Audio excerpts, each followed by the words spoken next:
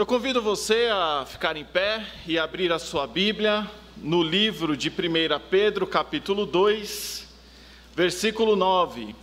Primeira carta de Pedro, capítulo 2, versículo 9.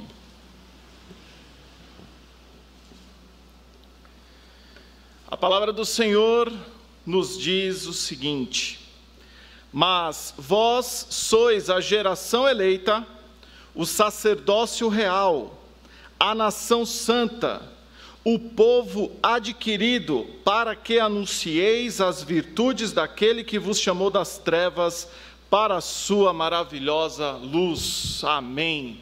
Vamos orar.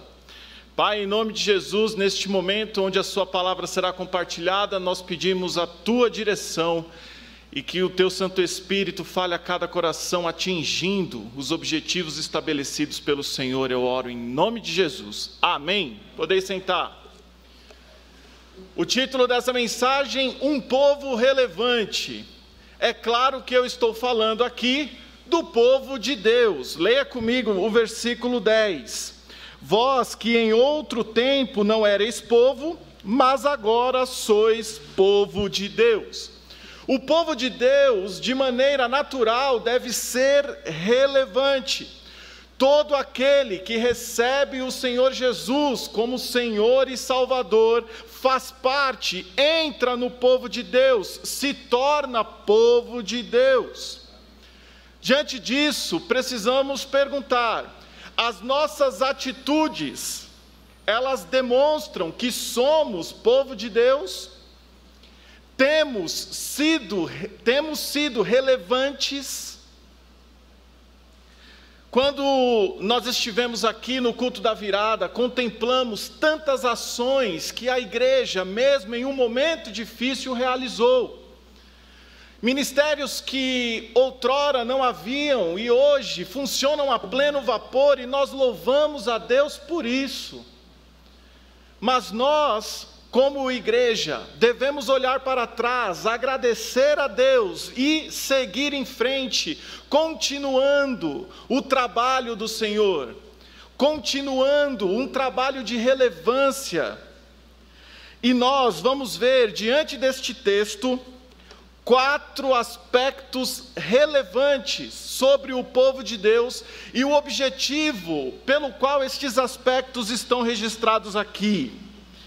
O povo de Deus é, em primeiro lugar, geração eleita.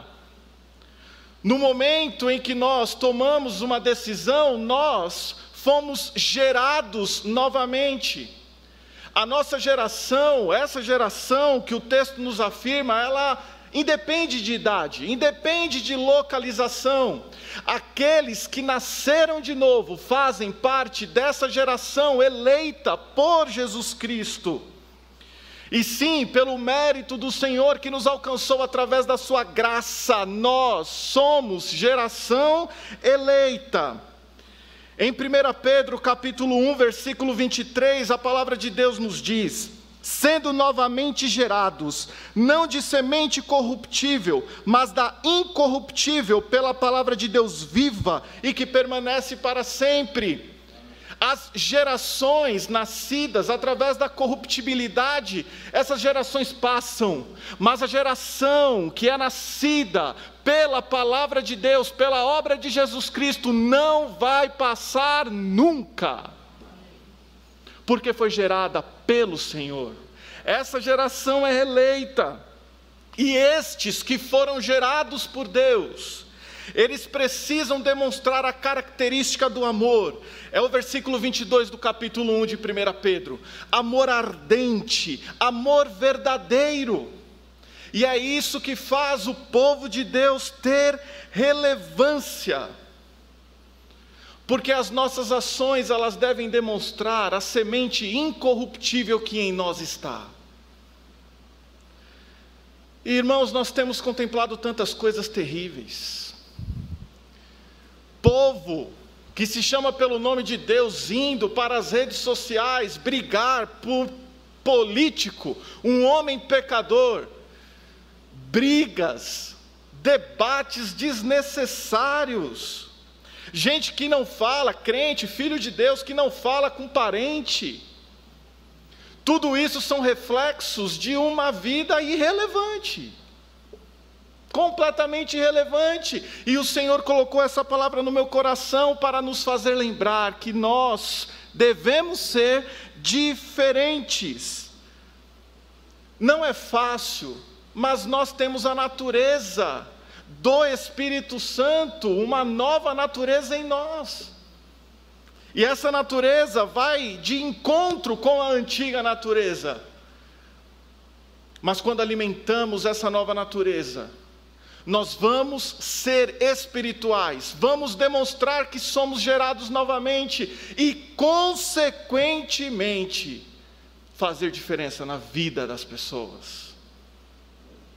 Agora, aqueles que usam as suas forças para amar, para demonstrar amor, que demonstram misericórdia, que divulgam o Evangelho de Jesus Cristo, aquele que quando erra pede perdão, e aquele que quando é ofendido perdoa, aquele que se envolve no trabalho eclesiástico, oferecido e dado pelo nosso Deus, este está fazendo coisas relevantes, que refletem aqui e na eternidade. Nós somos geração eleita. Se você tomou uma decisão ao lado de Jesus, você é geração eleita, gerado por Cristo. Mas há um segundo aspecto aqui: sacerdócio real. Este texto de Pedro, ele não mostra um grupo de pessoas dentro do outro grupo chamado povo de Deus, não. O povo de Deus é sacerdócio real. E sacerdócio real, sacerdócio de maneira prática, envolve duas coisas: intermediação e oferta ou sacrifício.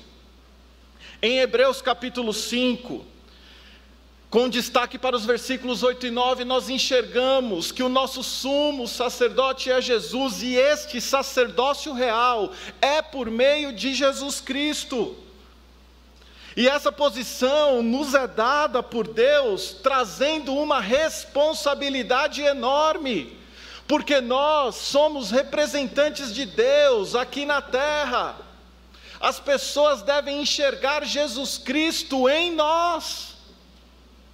E isso é ser sacerdócio real. A igreja do Senhor Jesus tem essa responsabilidade e essa bênção. Eu me lembro de um dia, eu estava no ônibus que sai aqui do Shopping Interlagos e vai lá para o Campo Limpo. E sentei no último banco. Sentou um bandido do meu lado. O bandido falou assim: me passa todo o seu dinheiro. Eu tinha R$50. Na época a condução era R$1, faz tempo. O bandido falou assim: eu vou pegar 49 para você ter o dinheiro para voltar. R$1.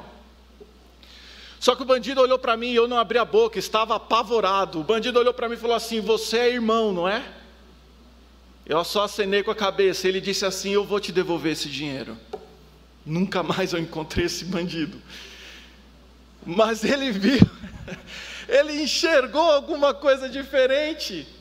Quem já não passou por essa experiência de alguém olhar para você e falar assim: você é diferente? Sim, as nossas atitudes, o nosso olhar deve mostrar Jesus Cristo. Nós, como sacerdócio real, devemos apontar para o Senhor.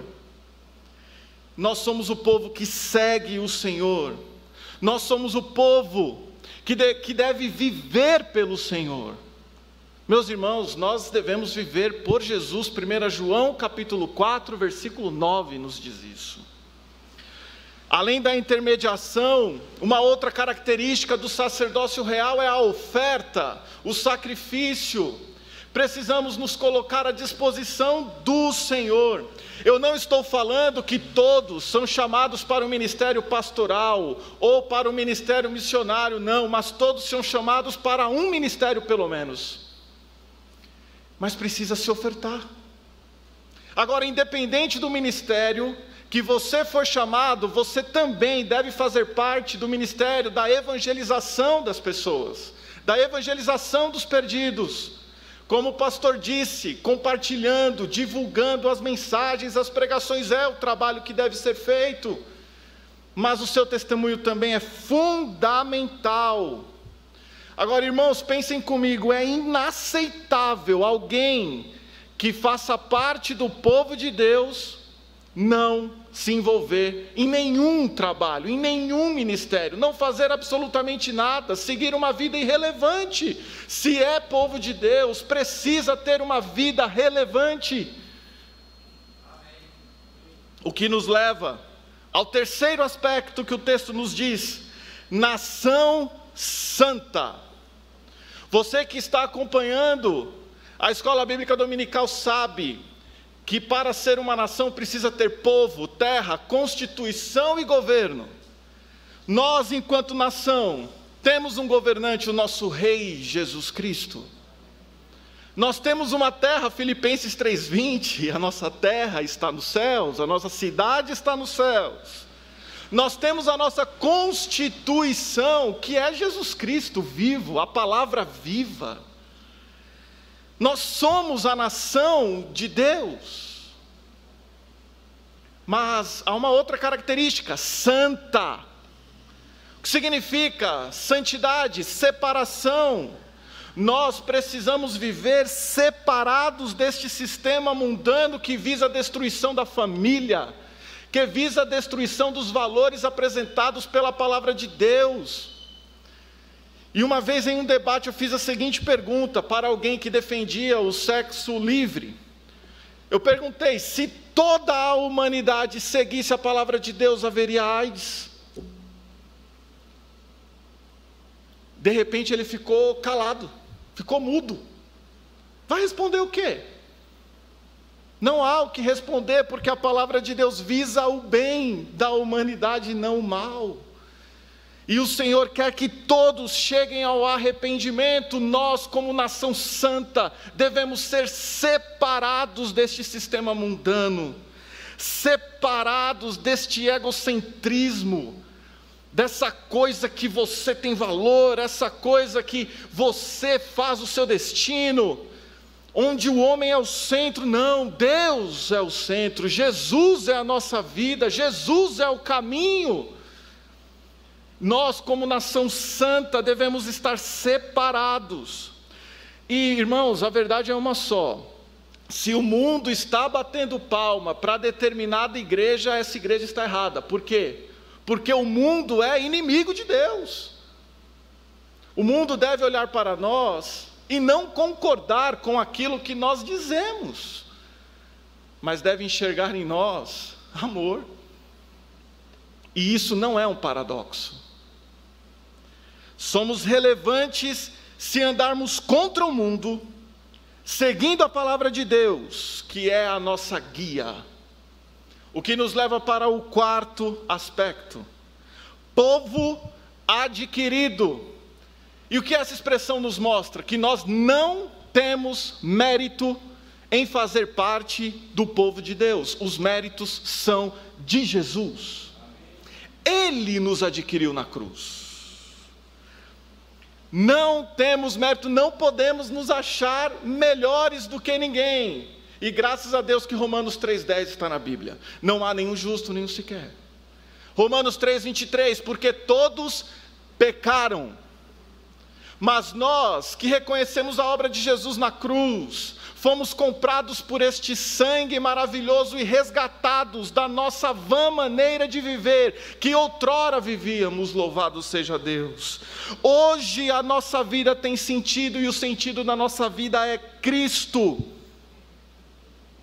Nós fomos adquiridos por Ele, e faz parte deste povo quem entende a obra de Cristo na cruz. Falo mais uma vez. E todos esses aspectos apontam para um objetivo que o texto também nos ensina. Veja comigo: para que anuncieis as virtudes daquele que vos chamou das trevas para a sua maravilhosa luz. Aqui está o objetivo deste povo, a relevância deste povo, a anunciar as virtudes daquele que nos chamou das trevas, ou seja, do nosso Senhor Jesus Cristo.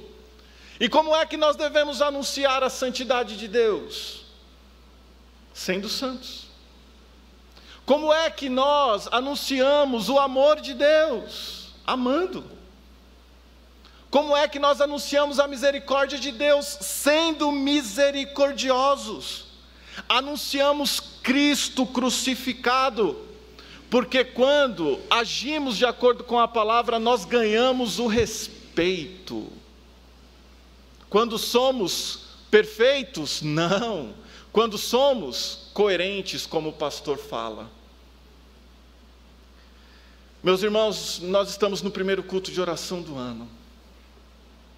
Que sejamos conhecidos em 2021 e até Jesus voltar, como um povo relevante, que anuncia Jesus Cristo com a sua vida. E os reflexos nós teremos aqui e na eternidade. Que Deus nos abençoe.